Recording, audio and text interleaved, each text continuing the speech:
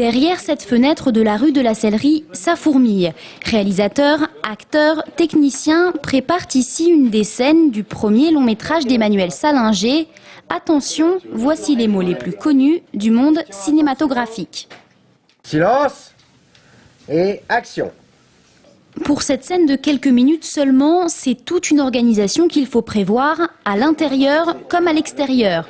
Depuis lundi, des véhicules de la société de production ont investi les rues du quartier.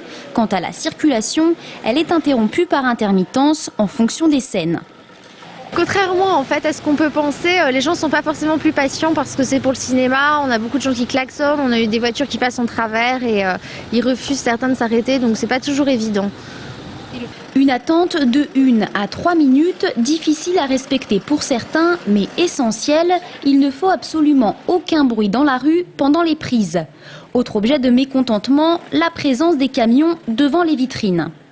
On a une rue qui est aveugle, c'est mort, on voit pas les boutiques, C'est un manque à gagner, oui, absolument.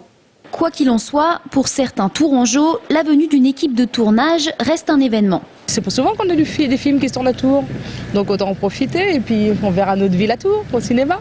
Et non, même si Emmanuel Salinger touche 200 000 € de la région centre pour tourner ici, l'action de son film se passera officiellement à Saint-Étienne.